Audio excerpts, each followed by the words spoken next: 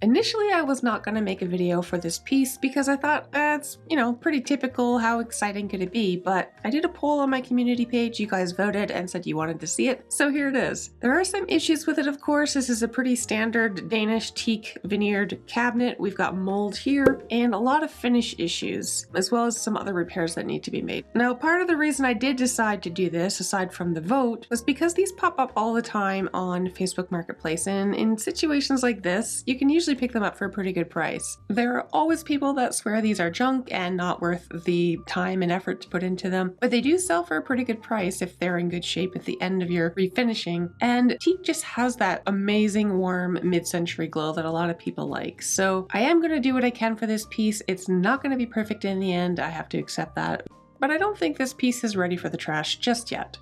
So I'm going to get to work. First, I'm going to put some gloves on. Stay tuned. My name is Angie and I refinish furniture. Sometimes I paint and sometimes I don't, but I always do what I can to save old pieces from the trash. Welcome to my workroom. Okay, so for those who aren't familiar with these pieces, we've got solid teak handles and a little bit of solid trim on the front, but other than that, this piece is pretty much constructed with pressed wood and fiberboard covered in actual teak veneer.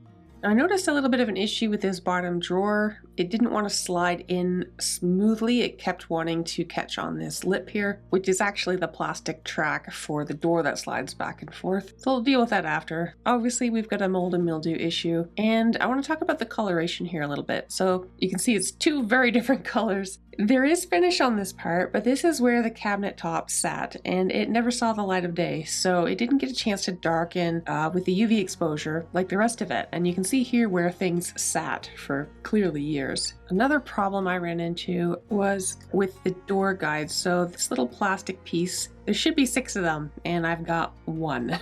So I'm gonna have to figure something out for that if I want to continue to use these doors, which you can see are in pretty rough shape. This larger of the 3 doors fits on this cabinet. You can kind of see where this damage is on both the drawers and the door. And then the 2 smaller sliding doors go on the top part.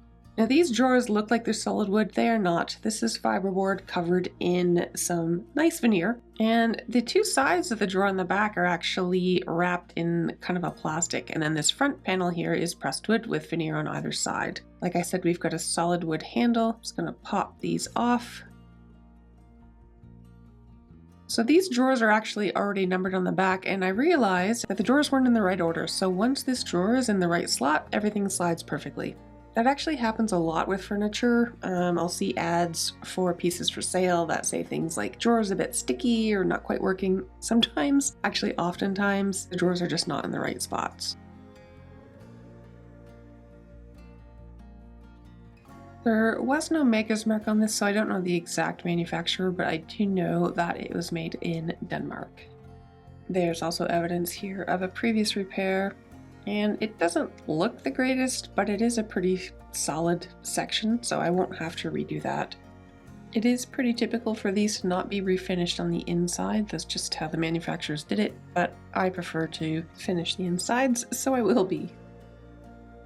Now this piece would have had adjustable shelves initially. The only shelves left remaining with the piece are fixed shelves. I cannot move them without taking the entire thing apart, but there are holes if someone ever wanted to add extra shelving. For me, this piece is not valuable enough to justify that effort and cost, so I'm just going to be leaving the shelves as is and hope people have a lot of large items they want to store. I'm going to start by giving this a really good cleaning, and although I don't show it on camera, once everything is clean, I did apply a mold spray, which is going to help kill any active spores.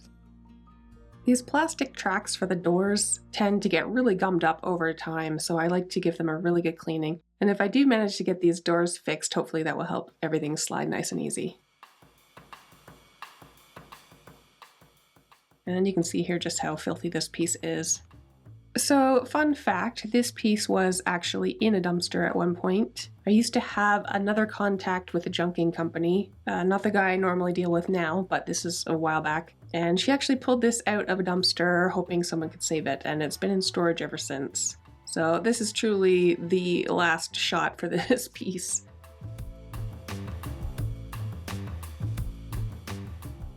So all of the solid teak handles are in really good shape. But there were no repairs to make on these. They just needed to have all of the decades of caked on hand oils and dirt cleaned off. I just used a nylon bristle brush to clean. And then I got to cleaning the doors. Now the inside, which is what I'm doing here, are usually not finished. Again, this is something I am going to be finishing. I just like to have both sides finished. But clearly the majority of the scrubbing here is on the outside.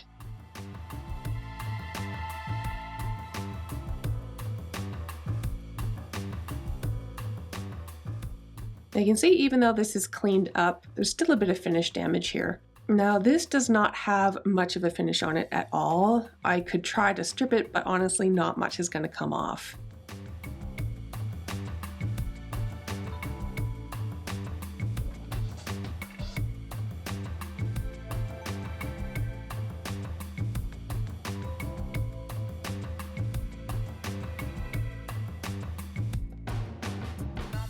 You can see here the pressed wood core. This is very typical of Danish teak cabinets like this, and a lot of people don't realize that.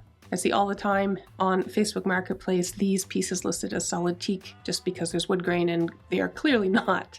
But these are still really popular with mid-century lovers. Now you can see there's a bit of a chipped corner there. We're going to talk about that in a few minutes. I'm sanding this with a 180 grit, which is a really fine grit. Normally this would be kind of your later stages of sanding, but on veneer this thin and a finish this thin, it is usually what I prefer to do to clean these up. And I'm just making sure that these bolts are tight. So I'm going to be using Odie's Super Duper Everlasting oil on this, just a tung oil based finish. I love this on teak specifically. It has a nice soft feel to it and a beautiful low luster, without that sort of plastic looking coating that lacquer tends to have. This corner that I'm putting some wood filler on here is actually the bottom of the top section. It's flipped upside down right now, and I'm just going to try to even this up. There was also a piece of the solid teak edge banding that needed to be re-glued and clamped, and then just a few little chips here and there.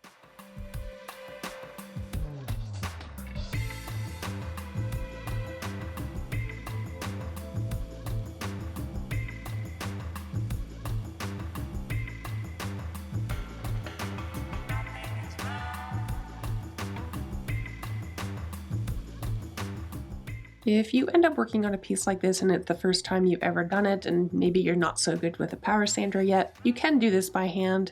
But honestly, if you start with a fairly high grit and really watch it around the edges, you should be okay. These pieces are actually fairly good to practice on, these sort of generic no-name ones. Some of the more expensive ones are ones that you'll find actual maker's marks on. Maybe save those ones until you get a bit more practice.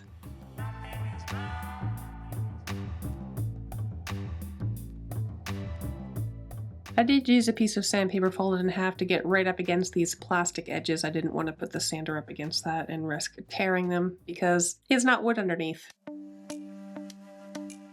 I did the same thing with the sliding doors. Just very carefully sanding the finish off. I did 180 and then I finished up with a 220. And actually I used 220 after the 180 on the entire piece. Now I didn't really have to do the inside, I just wanted to clean it up and have it all look uniform with the new finish on it.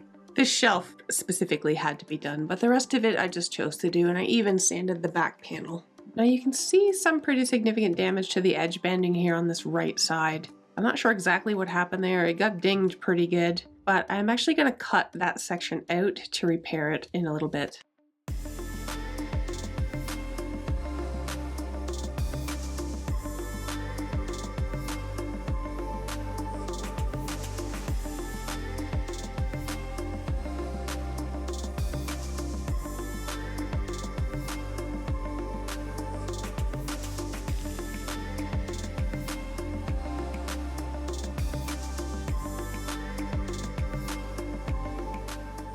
So here is that chunk that I took out of the edge banding. Now, in retrospect, if I'd had a piece of teak long enough, it probably would have been easier to just replace the entire edge banding. But I always see these pieces as great for experimenting. Now, this Quickwood has been in the shop for a couple of years and it is super dried out, so that was no good. But thankfully, I recently purchased some new Quickwood, a different type. I got this at Lee Valley, so we're gonna give that a go. Basically, it's a 2-part wood epoxy. You just cut off as much as you need, and you basically just knead it together. And I decided to experiment and try to put a little bit of pigment in. I've seen some people try to do this with stain. Never tried it with pigment, just thought I would see if I could tint it a little bit.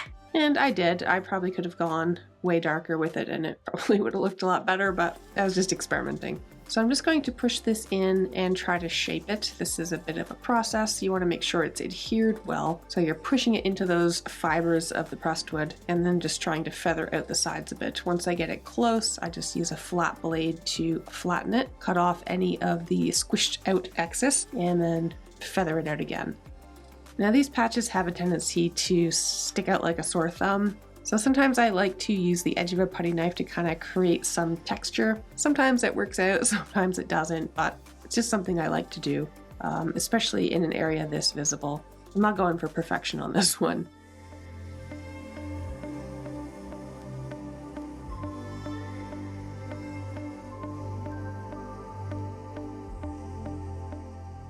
I also applied some Odie's to the inside of the drawers, just making sure that every surface is sealed.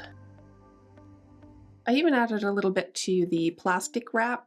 You can put Odie's on almost anything: concrete, stone, wood, plastic, vinyl, leather. The stuff is great. Now when it comes to this piece that was missing, ideally I would have a 3D printer and I could 3D print my own copies of this, but I do not have a 3D printer, at least at this point in time. So I need to come up with something else. Now I've got a couple of things here that I picked up that I'm going to attempt to create a version of this. Now this long white thing is used mainly to make jigs for like table saws, band saws, and it basically just slides along that empty track that you see in the front there, and then you attach something to it. It's basically a soft plastic. Now I do not have the proper tools for cutting plastic and it almost kills me to use that saw on that, but you use what you have until you have more. I did get fairly close with this. This would have been acceptable. I felt like it didn't sit in, I mean, you can see here, I have to kind of struggle a bit to get it out, but I felt like I could do something a little bit better. So I opted to scrap this material and move on to the acrylic, and I basically just made a plain rectangle and sanded the bottom edges round so that they wouldn't catch as they slide along that plastic track. This acrylic tag from Michaels ended up being basically the perfect thickness. I just had to give this a bit of a tap to get it all the way in, and then I could give this a test.